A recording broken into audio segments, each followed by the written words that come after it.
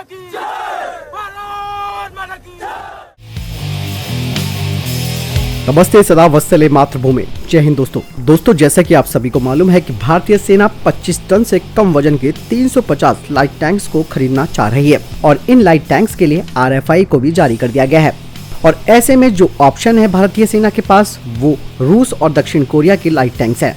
आज हम इस वीडियो में दोनों टैंकों के बारे में जानेंगे और दोस्तों आपको यहाँ पर खुद अंदाजा लगाना है कि कौन सा टैंक भारतीय सेना के लिए सबसे बेहतर होने जा रहा है। उससे पहले आपको ये बात जाननी जरूरी है कि आखिर लाइट टैंक्स भारतीय सेना को क्यों चाहिए। दरअसल अभी हाल ही में जो लद्दाख में तनाव बना हुआ था और कई जगहों पर अभी भी है, ऐसे में चीन के जो लाइट टैंक्स हैं उनके खिलाफ भारतीय सेना को मोर्चेबंदी के लिए लाइट टैंक्स की जरूरत है। और ऐसे में भारतीय सेना ने वहां पर अपने जो हैवी वेट टैंक्स हैं उन्हें डिप्लॉय तो कर दिया, लेकिन कई सारी समस्याएं उनको आ सकती हैं युद्ध के मैदान में, खासकर की मोबिलिटी। तो बहुत सारी प्रॉब्लम्स हैं भारतीय सेना के आगे, जिसकी वजह से अब बेहद ज़रूरी हो गया है इन लाइट टैंक्स का। सबसे पहले हम रूस के टैंक की बात करेंगे। भारतीय सेना के पास जो पहला विकल्प है वो है रशिया का स्प्रूट SDM-1 लाइट एम्फीबियस टैंक। आपको बता दें कि ये टैंक स्प्रूट SD टैंक का अपग्रेडेड वर्जन है। इसे डिजाइन और डेवलप किया गया है रशियन मशीन बिल्डिंग कंपनी के द्वारा। इस टैंक को सबसे पहले 2016 में लॉन्च किया गया था। ये आर्मर्ड व्हीकल यानी कि बख्तरबंद वाहन प्राइमरी मिशन और दुश्मन की किलेबंदी के खिलाफ पैदल सेना के सैनिकों को हमले की क्षमता प्रदान करना है। और ये टैंक रिकॉग्निजेंस यानी कि टोही और सुरक्षा मिशनों के लिए भी अनुकूल है।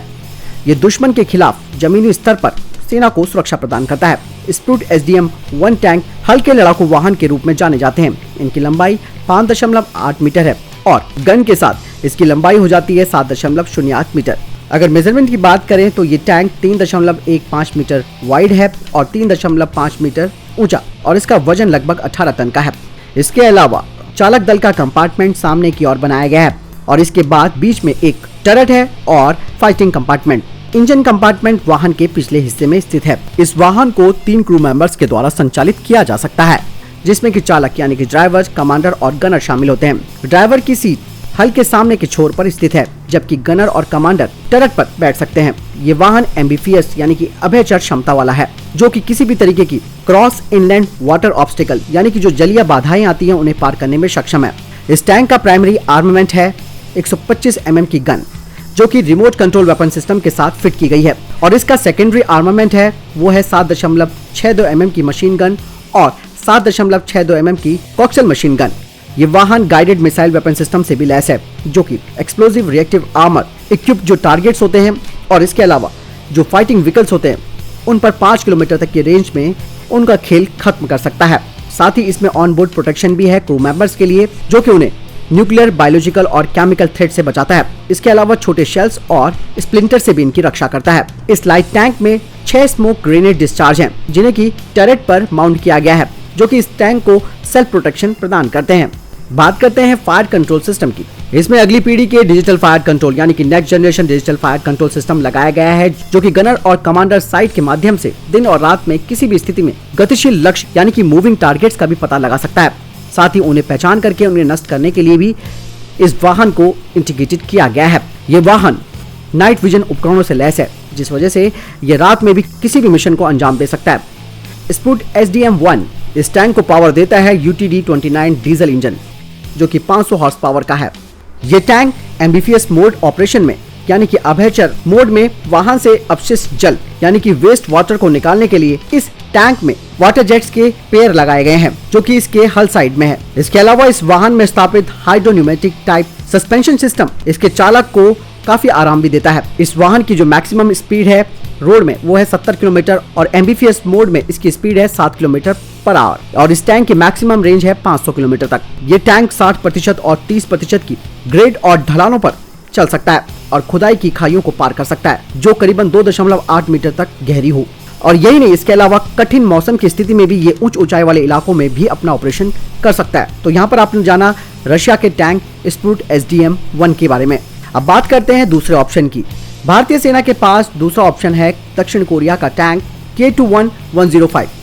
ये एक लाइट टैंक है जिसे कि CMI डिफेंस ऑफ बेल्जियम और डूसान DST साउथ कोरिया ने मिलकर बनाया है और 2014 में इस टैंक को रिवील किया गया था। हालांकि K21-105 बेसिकली साउथ कोरिया के K21 इन्फेंट्री फाइटिंग व्हीकल पर फिट किया गया है, जो कि इसकी क्षमता और फायर कैपेबिलिटी को भी बढ़ा देते हैं। K21-105 मेन बैटल टैंकों के साथ तुलनात्मक रूप से सस्ता और स्ट्रेटेजिक रूप से अधिक मोबिलिटी करने वाला वाहन है। आपको बता दें कि K21-105 में K21 IFV के चेसिस का इस्तेमाल किया गया है।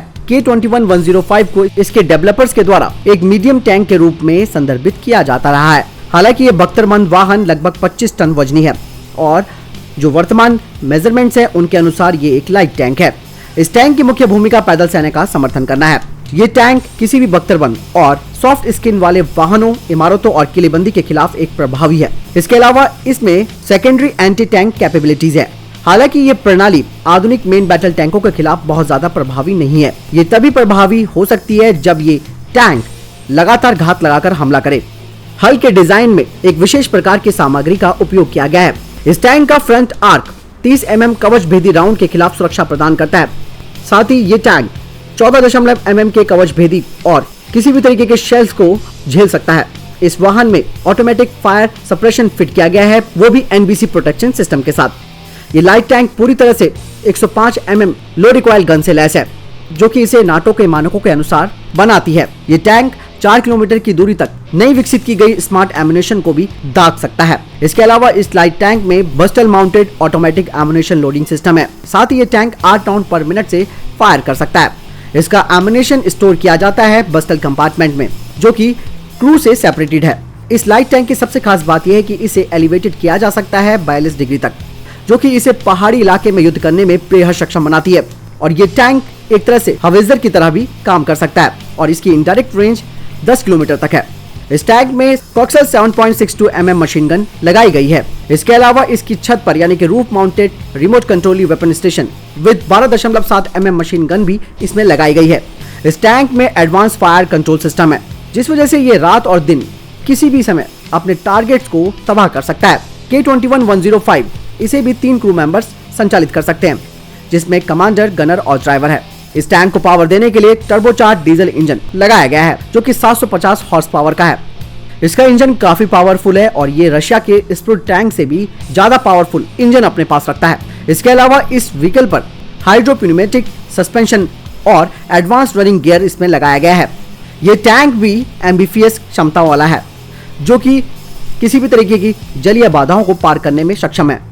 और पानी में प्रवेश करने से पहले इस टैंक के ऑटोमेटिक फ्लोटेशन बैग्स एक्टिव हो जाते हैं और पानी पर यह टैंक अपनी पटरियों से संचालित होता है, यानी कि अपने ट्रैक से।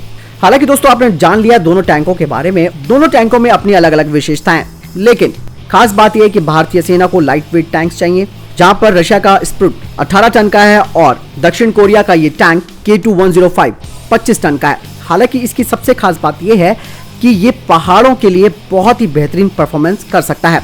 लेकिन यहाँ पे सबसे खास बात यह है कि भारतीय सेना ऑलरेडी रशियन टैंक्स का इस्तेमाल कर रही है, उनसे फैमिलियर है, उनकी सारी तकनीक जानती है। और ऐसे में भारतीय सेना, जहाँ तक मुझे लगता है, वो K21-105 पर नहीं जाएगी। बाकायदा मुझे तो लगता है कि वो स्प्रूट टैंक को ही लेगी, क्योंकि बीच में जब लद्दाख में तनाव ज़्यादा बढ़ गया था तो आपातकालीन खरीद के लिए रशिया से इस तरीके के टैंकों को भारत मंगवाना चाह रहा था। लेकिन अब तो RFI जारी कर दी गई है। ये दोनों टैंक्स भारतीय सेना के सामने हैं। अब किन टैंकों को भारत लेगा ये तो आने वाला समय बताएगा। लेकिन वैसे आपको क्या लगता है, आप कमेंट सेक्शन में लिखकर जरूर बताएं। हालांकि जिस तरीके से भारतीय वायुसेना अलग अलग जेट्स का इस्तेमाल करती है, ठीक उसी तरीके से अगर भारत कुछ संख्या में K2105 को ले लेता है और रशिया का जो ऑलरेडी लाइट टैंक है स्प्रूट SDM-1 उसको भी ले लेता है, तो ये एक बहुत अच्छा कॉम्बिनेशन होगा और पहाड़ी युद्ध में चीन के खिलाफ भारत को एक मजबूत बढ़त भी देगा। तो कुल मिलाकर ये पूरा सिनेरियो आपने जाना, देखा। अब आपका विचार है कि आप कौन सा टैंक भारतीय सेना के लिए रिकमेंड करेंगे। ये वीडियो कैसा लगा आप कमेंट सेक्शन में लिखकर जरूर बताएं। फिलहाल इस वीडियो के लिए इतना ही, मिलता हूं नई अपडेट के साथ। तब तक अपना ख्याल रखिएगा। जय हिंद, जय भारत।